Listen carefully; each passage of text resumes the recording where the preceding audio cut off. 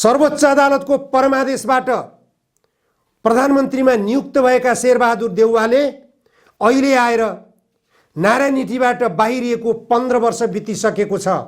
15 वर्षसम्ममा पनि यो देशमा कुनै किसिमको राजनीतिक परिवर्तनमा देखा परेको एउटा सन्देश दिने गरिकन जनतामा सन्तुष्टि दिने किसिमको कुनै परिवर्तन दिन नसकेका राजनीतिक दलका नेताहरू, राष्ट्रिय स्वाधीनतालाई बलियो बनाउन नसकेका राजनीतिक दलका नेताहरू, यी नेताहरूले चित्त बुझ्दो काम गरेनन्, जनतालाई सन्तुष्ट गराउन सकेनन्, राष्ट्रिय स्वाधीनतालाई माथि उठाउन सकेनन्, सार्वभौम सत्ताको जगेर्ना गर्न सकेनन् भनेर पूर्व राजाले दशैंको सन्देश मार्फत प्रेस वक्तव्य जारी गर्दा त्यसलाई प्रधानमन्त्रीको हैसियतबाट ललकारेर आऊ तिमी चुनाव लड्न भनेर तर्साउनु पर्ने, धम्काउनु पर्ने, चेतावनी दिनुपर्ने के आवश्यकता छ?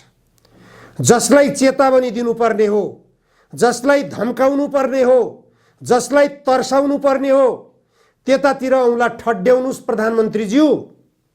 एनसेलले कर तिरेको छैन 72 अरब कर। 72 अर्ब एनसेलले तिर्नुपर्ने कर किन तिरेन? त्यतातिर औँला ठड्याउनुस्। भ्रष्टाचारीहरूमाथि औँला ठड्याउनुस्। लिपुलेक, लिम्पियाधुरा र कालापानी भारतको हस्तक्षेपमा छ, भारतको कब्जामा छ, उसलाई औँला ठड्याउनुस्।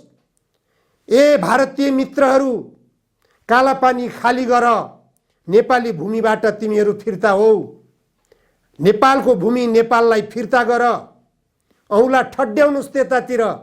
जता औँला ठड्याउनु पर्ने हो त्यतातिर औँला ठड्याउने हिम्मत छैन। अनि मुसाको दुलोभित्र बसिरहेको पूर्व राजालाई ललकार्ने के गरेछ पूर्व राजाले? पूर्व राजाले मलाई गद्दी चाहियो, मलाई नारायणहिटीमा पस्न देऊ भने छैन।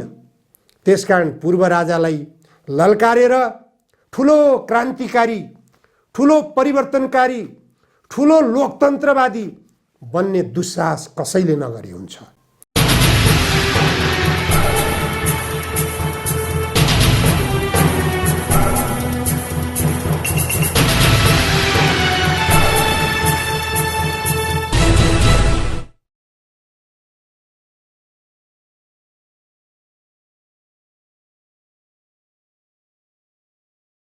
नमस्कार, जनधारणा खबरमा यहाँहरूलाई स्वागत छ।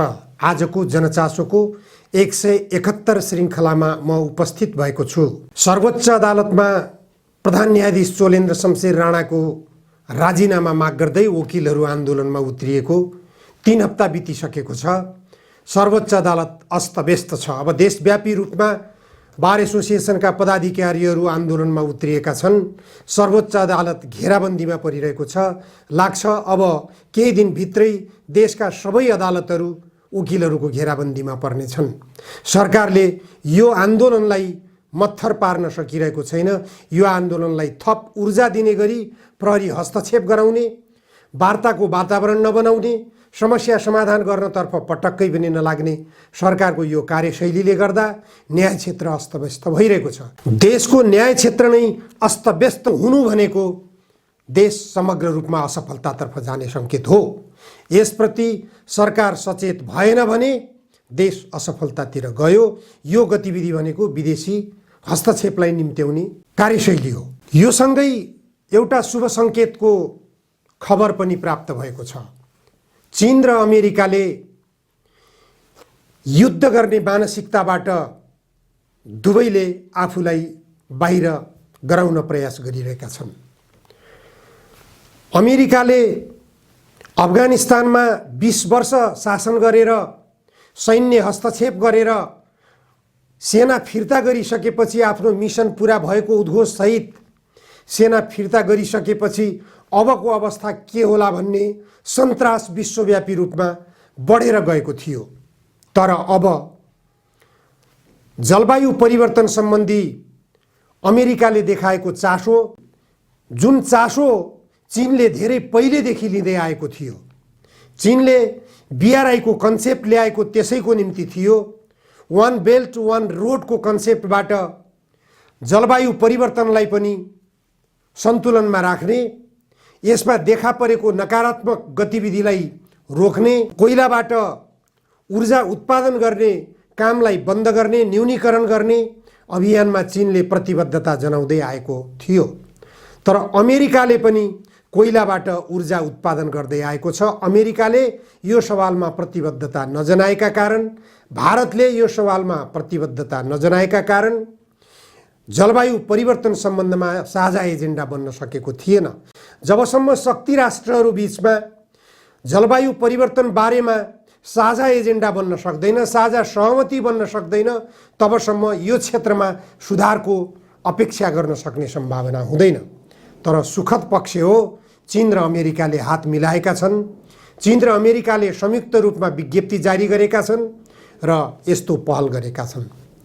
जलवायु परिवर्तन सम्बन्धमा मात्र होइन, चीन र अमेरिकाले एउटा अर्को सुखद सन्देश पनि दिएका छन्।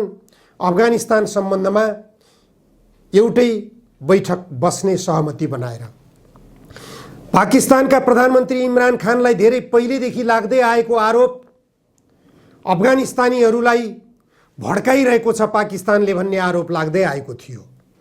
तर प्रधानमन्त्री इमरान खानले त्यो आरोपको यस्तो राम्रोसँग खण्डन गरिदिनु भएको छ कि पाकिस्तानमै अफगानिस्तान मामिलामा उहाँले बैठक बोलाउनु भएको छ। अफगानिस्तानलाई पनि त्यो बैठकमा आमन्त्रण गरिएको छ। रुस र चीन सँगै अमेरिकालाई पनि त्यो बैठकमा बोलाइएको छ। यो बैठकमा छलफल गर्ने जो सहमति भएको छ, यो सहमतिले निश्चित रूपमा अफगानिस्तानमा देखिएका समस्याहरू समाधान हुने आशा गर्न सकिन्छ। यसले पनि सैन्य हस्तक्षेपबाट कुनै पनि देशको समस्या समाधान हुँदैन भन्ने कुरामा अमेरिकाले बुझ्दै आएको सन्देश प्रवाह भएको छ। यो सन्देश प्रवाह हुने हो भने युद्धको अवस्था अवश्य पनि देखा पर्ने छैन। चीनले कहिल्यै पनि हस्तक्षेपकारी मानसिकता बनाएको छैन। चीनले संवादबाटै सबै किसिमका समस्याहरू समाधान गर्न सकिन्छ। शान्तिपूर्ण तरिकाले संवादबाट गरिने समाधान जति सहज र उपलब्धिमूलक सैन्य हस्तक्षेपबाट हुँदैन भन्ने मान्यता चीनले धेरै पहिलेदेखि राख्दै आएको छ। तर जस्तालाई त्यस्तैको सोचबाट चीन अगाडि बढ्दै आएको छ। सैन्य हस्तक्षेपलाई नै विकल्प देख्नेहरूलाई चीनले पटक पटक खबरदारी पनि गर्दै आएको छ, चेतावनी पनि दिँदै आएको छ। त्यसकारण अहिले चीन र अमेरिकाको बीचमा शान्ति प्रक्रियालाई नै, शान्ति संवादलाई नै प्राथमिकतामा राखेर जुन हात मिलाउने र सहकार्य गर्ने समझदारी बनाएका छन्, यसले निश्चित रूपमा विश्वलाई शान्ति मार्गमा अगाडि बढाउने र विश्वमा वातावरणमा सन्तुलन ल्याउने र युद्धग्रस्त अवस्थामा रहेका मुलुकहरूमा पनि शान्ति प्रक्रियाका निम्ति यी दुई शक्ति राष्ट्रहरूले पहल गर्ने हो भने निश्चित रूपमा शान्ति कायम हुन सक्ने आशा गर्न सकिन्छ। अफगानिस्तानका लागि अमेरिकी विशेष दूत थोमस वेस्ट र अफगानिस्तानी विदेश मन्त्री अमीर खान मोताक्वी बीच पाकिस्तानको राजधानी इस्लामाबादमा भेटवार्ता भएको छ। यो पनि शान्ति वार्ताको सुखद सन्देश हो। यसले निश्चित रूपमा शान्तिको सन्देश दिएको छ। युद्धको मानसिकताबाट बाहिरिनुपर्छ भन्ने सोचमा जब युद्धमा उन्मुख भएका देशहरूमा यो विकसित हुन जान्छ, त्यसले निश्चित रूपमा पनि सबै देशहरूलाई शान्तिको वातावरणतर्फ उत्प्रेरित गर्छ। नेपाल जस्ता शान्तिप्रिय मुलुक जहाँ गौतम बुद्धले जन्म लिएका थिए, त्यस्तो देशलाई समेत उपनिवेश बनाएर त्यस्तो देशलाई युद्धस्थल बनाउने सोचका साथ अमेरिकाले एमसीसी सम्झौताका नाममा आफ्नो सुरक्षा योजना रक्षा मन्त्रालय मातहतको इन्डो प्यासिफिक स्ट्र्याटेजी अन्तर्गतको एमसीसी सम्झौता यहाँ लागू गर्ने प्रयास गरेको हो। यो नेपालका शासकहरूले यो सम्झौतालाई फिर्ता गर्न हिम्मत गरिरहेका छैनन्। तर अमेरिकी शासकहरूले के बुझ्नु पर्दछ भने यो संसदबाट पारित हुन विलम्ब हुनुको कारण के त भनेपछि नेपाली जनताले यसलाई स्वीकार गर्न सकिरहेका छैनन्। नेपाली जनताले सडकबाट यसको विरोध गरिरहेका छन्। गाउँ गाउँमा एमसीसी सम्झौताको विरुद्धमा वातावरण बनेको छ। एमसीसी सम्झौता अमेरिकाको हस्तक्षेपकारी नीति हो भन्ने बुझाइ नेपाली जनताको रहेको छ। एमसीसी सम्झौताले नेपालको जल सम्पदालाई विदेशीको कब्जामा पुर्याउँछ भन्ने नेपाली जनताको बुझाइ छ। एमसीसी सम्झौतामा लेखिएका शर्तहरूका आधारमा ती शर्तहरू पढेका नेपालीहरूले त्यो बुझिरहेका छन्। तर सरकारमा संलग्न रहेका राजनीतिक दलका नेताहरूले बुझ्दा बुझ्दै पनि यो तथ्यबारेमा जानकारी हुँदा हुँदै पनि अमेरिका रिसाउला कि अमेरिकी शासकहरू रिसाए भने नेपालमा अरू कुनै उथल पुथल हुने हो कि आफूहरूमाथि कारबाही हुने हो कि 10 वर्षसम्म गरिएको जनयुद्धमा जो अपराधजन्य गतिविधिहरू गरिएका छन् ती गतिविधिहरूका कारणबाट नेताहरू हेगमा झुन्ड्याइने हुन् कि हेगको अदालतमा उभ्याइने हुन् कि यस्तो मनोदशाले आतंकित बनाएको छ नेपालका राजनीतिक दलका नेताहरूलाई। त्यसैले गर्दा यो सम्झौतालाई फिर्ता गराउन हिम्मत गरिरहेका छैनन्।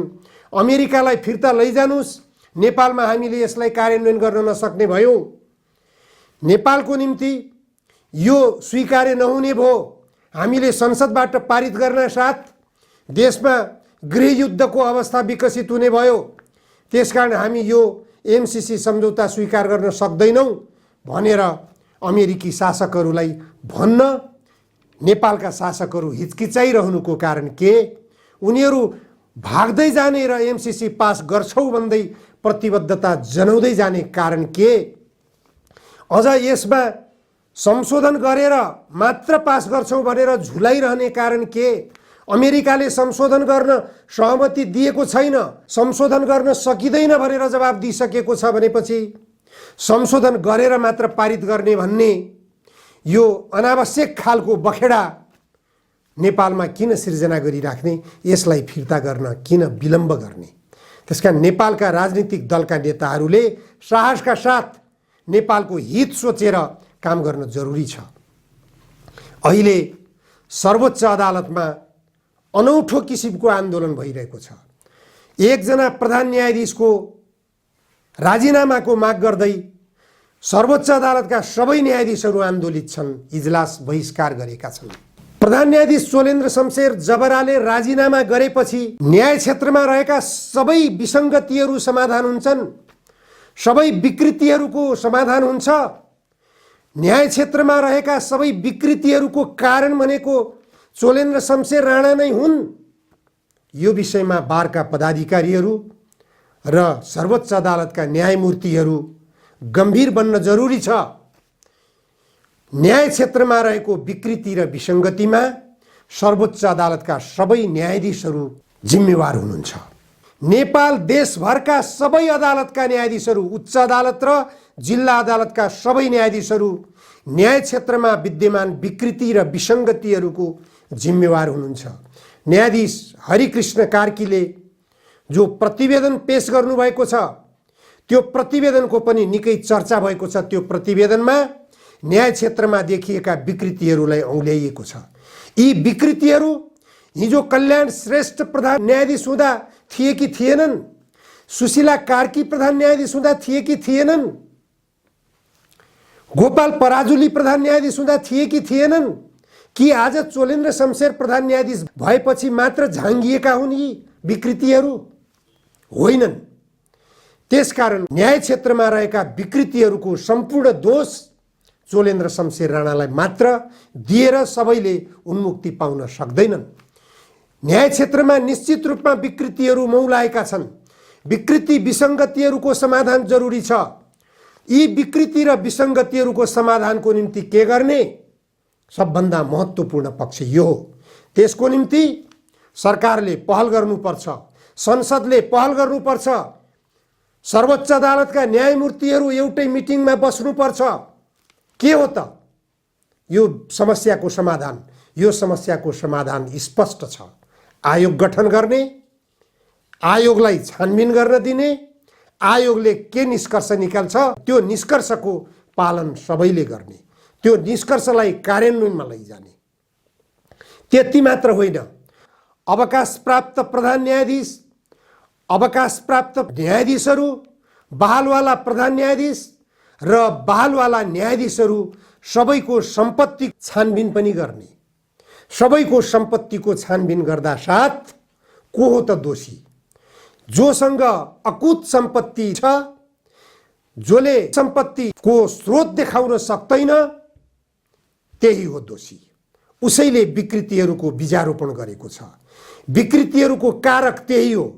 चोलेन्द्र शमशेर पनि हुन सक्छन्, हरिकृष्ण कार्की पनि हुन सक्छन्, अथवा सुषमालता माथेमा पनि हुन सक्छिन्, मीरा खड्का पनि हुन सक्छिन्। अरू को हुनुहुन्छ त्यहाँ? सर्वोच्च अदालतका माननीय न्यायाधीशहरू सबैले आफ्नो थाप्लोमा जिम्मेवारी वहन गर्न सहमत हुनुपर्छ, बाध्य हुनुपर्छ। विकृति त्यहीँबाट मूल आएका छन्।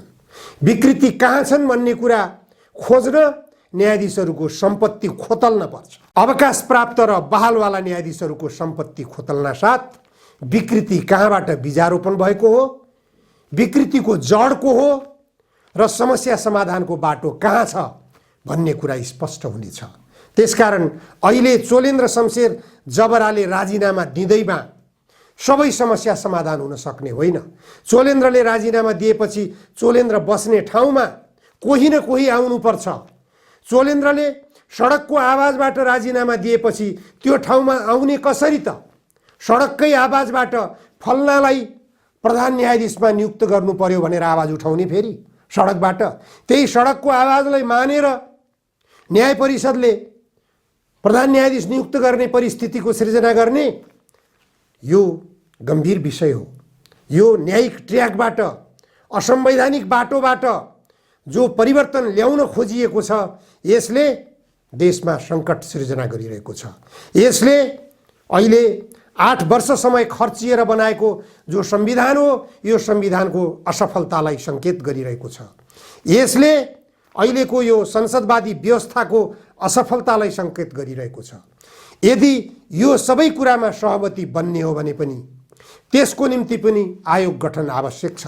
आयोग गठन गर्ने, आन्दोलनरत न्यायाधीशहरू, सरकारका प्रतिनिधिहरू, संसदका प्रतिनिधिहरू, संसदभन्दा बाहिर भएका राजनीतिक दलका प्रतिनिधिहरू, अहिले यो व्यवस्थासँगै असहमत रहेका प्रतिनिधिहरू, राजावादीहरू पनि, जसले राजा आऊ देश बचाऊ भनिरहेका छन्, उनीहरूलाई पनि सहमत गराएर आयोग गठन गर्ने। त्यो आयोगले गम्भीर छलफल गर्ने, निष्कर्ष निकाल्ने, त्यो निष्कर्षलाई कार्यान्वयन गर्न। यदि त्यो आयोगले जनमत सङ्ग्रह व्यवस्था रोज्न र नयाँ संविधान तर्जुमा गर्न जनमत सङ्ग्रहको औचित्य देख्छ भने जनमत सङ्ग्रहको निम्ति पनि तयार हुनुपर्छ। अन्यथा यसरी सडकबाट आन्दोलन गरेर संविधानको व्याख्या गर्ने व्यक्तिहरूले, संविधानको सही किसिमबाट व्याख्या गर्न न्यायमूर्तिहरूलाई सघाउ पुर्याउने बार एसोसिएसनका पदाधिकारीहरूले यसरी संविधान विपरीत सर्वोच्च अदालतको प्रधान न्यायाधीशलाई नै विस्थापित गर्ने योजनाका साथ जो आन्दोलन गरिएको छ, यो सर्वथा अनुचित आन्दोलन छ। यो असंवैधानिक आन्दोलन छ। यसले अराजकता निम्ति आइरहेको छ। न्यायिक परिपाटीको समाप्ति यसले देखाइरहेको छ। त्यसकारण सबैले सद्बुद्धि पुर्याएर आयोग गठन, सरकारले अविलम्ब पहल गरेर आयोग गठनको प्रक्रिया अगाडि बढाउनुपर्छ। समस्या समाधानको उपाय त्यही नै हो।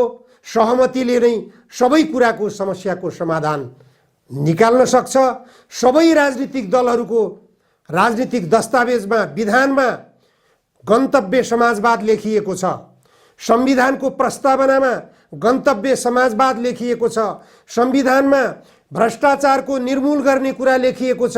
यी सबै कुराहरूलाई आयोग गठन गरेर टेबलमा राखेर छलफल गर्ने। त्यो कसरी त? समाजवादमा कसरी प्रवेश गर्ने, भ्रष्टाचार कसरी न्यून गर्ने, रोजगारीका निम्ति विदेशिएका युवाहरूलाई कसरी देशभित्र आकर्षण गर्ने, देशमा कृषि उत्पादन कसरी बढाउने, देशलाई औद्योगिकरण कसरी गर्ने, देशको जल सम्पदाको सदुपयोग कसरी गर्ने, एमसीसी जस्ता राष्ट्रघाती सम्झौता, नेपाल र भारतबीच सम्पन्न भएका सन् 1950 का राष्ट्रघाती असमान सन्धि सम्झौता, सुगौली सन्धि जस्ता नेपालको भूमि गुमाएका, नेपाललाई साँघुरो बनाएका सन्धि सम्झौताहरू, यी सबैका समस्या समाधान कसरी गर्ने? नेपाल र भारतबीच सम्पन्न भएको सन् 1950 को सन्धिको धारा 8 मा लेखिएको आशय के हो? आयोग गठन गर्ने, आयोगबाट छलफल गर्ने, यी सबै समस्या समाधान, यी सबै चिजहरूको व्याख्या विश्लेषण त्यो आयोगले गर्न सक्दछ। अहिले सरकारले जनगणना सुरु गरेको छ। देशव्यापी रूपमा जनगणनाको निम्ति प्रचारबाजी गरिएको छ। करोडौं अरबौं रुपियाँ जनगणनाको निम्ति बजेट छुट्याइएको छ, लगानी गरिँदैछ। यो नेपाली जनताले तिरेको करबाट यो काम गरिँदैछ। तर जनगणना सम्पन्न गर्न नसक्ने लाचारी जनगणना सुरु नगर्दै सरकारले देखाइरहेको छ। कालापानी, लिम्पियाधुरा र लिपुलेकमा स्याटेलाइटबाट जनगणना गर्ने भनेर उद्घोष गरिरहेको छ। त्यसो हो भने देशव्यापी रूपमै स्याटेलाइटबाट जनगणना गरे भयो त किन घर घरमा जनगणनाका निम्ति कर्मचारी खटाएर खर्च गर्नु पर्यो? किन दुःख दिनु पर्यो? यो कोरोना संक्रमणको बेलामा कर्मचारीहरूलाई खटाउने, देशको ढुकुटी रित्याउने, रेमिट्यान्सबाट युवाहरूले विदेशबाट रगत पसिना बगाएर मृत्युवरण गरेर आर्जन गरेर देशभित्र पठाएको पैसो सिद्ध्याउने, जनताले छाक टारेर तिरेको कर त्यो ढुकुटी किन रित्याउने? त्यसकारण देशव्यापी रूपमै स्याटेलाइटबाट गर्दै भइयो। जे निर्णय लिनु छ, जनगणनाको निर्णय के लिनु छ? क्रिस्चियनिटीको संख्या बढ्यो भनेर देखाउनु छ भने त्यही देखाए हुन्छ। हिन्दूहरूको संख्या घट्यो भन्नु छ भने त्यही देखाइदिए हुन्छ। यहाँ जातीय विभाजन गर्नुपर्छ भने कुन कुन जातलाई माथि उठाउनु छ त्यही जनसङ्ख्या देखाइदिए हुन्छ। घर घरमा दौडधुप गर्नुको कुनै आवश्यकता छैन। होइन भने लिम्पियाधुरा, लिपुलेक र कालापानीमा जनगणना गर्न नेपाल सरकारले हिम्मत किन नगर्ने? त्यो भारतले रोक्यो भन्दैमा किन रोकिने? पत्राचार किन नगर्ने? त्यसको निम्ति अन्तर्राष्ट्रिय अदालत किन नगुहार्ने? अन्तर्राष्ट्रिय अदालतलाई गुहारेर भए पनि नेपाली भूमि फिर्ता लिन पहल गर्नुपर्छ। तत्कालीन सरकारले संसदबाट पारित गराउन पहल गर्यो। नेपालको नक्सामा त्यो क्षेत्रलाई गाभेर नक्सा तयार गर्यो। त्यो नक्सालाई कार्यान्वयन गराउन अहिलेको सरकारले हिम्मत किन नगर्ने? यो कायर मानसिकताबाट सरकार अगाडि बढ्न खोजिरहेको छ। यो गलत प्रवृत्ति हो। यसरी देशको राष्ट्रिय स्वाधीनताको रक्षा हुँदैन। देशको राष्ट्रिय स्वाधीनताको रक्षाको निम्ति पहल गर्न सक्नु पर्दछ। यी यावत समस्याहरूतर्फ सरकारको ध्यान छैन। प्रधानमन्त्री शेरबहादुर देउवाले अहिले आएर नारायण नीतिबाट बाहिरिएको 15 वर्ष बितिसकेको छ। 15 वर्षसम्ममा पनि यो देशमा कुनै किसिमको राजनीतिक परिवर्तनमा देखा परेको एउटा सन्देश दिने गरिकन जनतामा सन्तुष्टि दिने किसिमको कुनै परिवर्तन दिन नसकेका राजनीतिक दलका नेताहरू, राष्ट्रिय स्वाधीनतालाई बलियो बनाउन नसकेका राजनीतिक दलका नेताहरू, यी नेताहरूले चित्त बुझ्दो काम गरेनन्, जनतालाई सन्तुष्ट गराउन सकेनन्, राष्ट्रिय स्वाधीनतालाई माथि उठाउन सकेनन्, सार्वभौम सत्ताको जगेर्ना गर्न सकेनन् भनेर पूर्व राजाले दशैंको सन्देश मार्फत प्रेस वक्तव्य जारी गर्दा त्यसलाई प्रधानमन्त्रीको हैसियतबाट ललकारेर आऊ तिमी चुनाव लड्न भनेर तर्साउनु पर्ने, धम्काउनु पर्ने, चेतावनी दिनुपर्ने के आवश्यकता छ? जसलाई चेतावनी दिनुपर्ने हो, जसलाई धम्काउनु पर्ने हो, जसलाई तर्साउनु पर्ने हो त्यतातिर औँला ठड्याउनुस् प्रधानमन्त्रीज्यू। एनसेलले कर तिरेको छैन 72 अरब कर। 72 अर्ब एनसेलले तिर्नुपर्ने कर किन तिरेन? त्यतातिर औँला ठड्याउनुस्। भ्रष्टाचारीहरूमाथि औँला ठड्याउनुस्। लिपुलेक, लिम्पियाधुरा र कालापानी भारतको हस्तक्षेपमा छ, भारतको कब्जामा छ, उसलाई औँला ठड्याउनुस्। ए भारतीय मित्रहरू, कालापानी खाली गर, नेपाली भूमिबाट तिमीहरू फिर्ता हो। नेपालको भूमि नेपाललाई फिर्ता गर, औँला ठड्याउनुस् त्यतातिर, जता औँला ठड्याउनु पर्ने हो त्यतातिर औँला ठड्याउने हिम्मत छैन। अनि मुसाको दुलोभित्र बसिरहेको पूर्व राजालाई ललकार्ने के गरेछ पूर्व राजाले? पूर्व राजाले मलाई गद्दी चाहियो, मलाई नारायणहिटीमा पस्न देऊ भने छैन। त्यसकारण पूर्व राजालाई ललकारेर ठुलो क्रान्तिकारी, ठुलो परिवर्तनकारी, ठुलो लोकतन्त्रवादी बन्ने दुस्साहस कसैले नगरे हुन्छ। तपाईं राजनीतिक दलका नेताहरू, खास गरी संसदवादी राजनीतिक दलका नेताहरू विदेशीहरूको दलाल हुन छोड्नुस्। विदेशीहरूको स्वार्थको निम्ति सबै काम गरिरहनु भएको छ। तपाईहरूले नेपाली जनताको स्वार्थको निम्ति के गर्नुभयो? 15 वर्ष भयो विदेशमा युवाहरूलाई भौतारिन बाध्य बनाइराख्नु भएको छ। तपाईहरूले कृषि उत्पादन घटाइरहनु भएको छ। व्यापार घाटा झन पछि झन बढाइरहनु भएको छ। यो अवस्थाको सृजना कसले गर्यो? राजाले, राजावादीहरूले कि तपाईहरू सत्तामा पुगेका दलका नेताहरूले? यो देशलाई सर्वाधिक भ्रष्ट मुलुकको रूपमा ट्रान्सपरेन्सी इन्टरनेसनलले लेख्यो। अहिलेको अवस्थामा नेपालमा भ्रष्टाचार कसले गर्यो? पूर्व राजाले कि तपाईहरूले? तपाईहरूमाथि औँला ठड्याउँछन् नेपाली जनताले। तपाईहरूबाट भ्रष्टाचार भइरहेको छ भनेपछि तपाईहरूले पूर्व राजालाई औँला ठड्याउने कुनै अधिकार छैन। तपाईहरूले विदेशी हस्तक्षेपलाई रोक्न औँला ठड्याउनुस्। तपाईहरूले भ्रष्टाचार विरुद्ध औँला ठड्याउनुस्, भ्रष्टाचार रोक्नुस्, देशभित्र रोजगारी सृजना गर्नुस्, कृषि उत्पादन बढाउने योजना ल्याउनुस्। कसैले तपाईहरूलाई केही भन्ने छैन। सबैले प्रशंसा गर्नेछन्। पूर्व राजा ज्ञानेन्द्रले पनि तपाईहरूको प्रशंसा गर्नेछन्। आहा, कति राम्रो काम गरे नेपालका राजनीतिक दलका नेताहरूले भन्न पूर्व राजालाई पनि बाध्यता हुनेछ। तपाईहरूले राम्रो काम गर्नुस्, जनताले राम्रो काम गरेको देख्नेछन्। तपाईहरूले नराम्रो काम गरेपछि जनताले मात्र होइन, जनताले लखेटेका राजाले पनि तपाईहरूको काम नराम्रो भएपछि नराम्रो भन्न पाउनु पर्छ। हस्, आजलाई यति मात्र। धन्यवाद।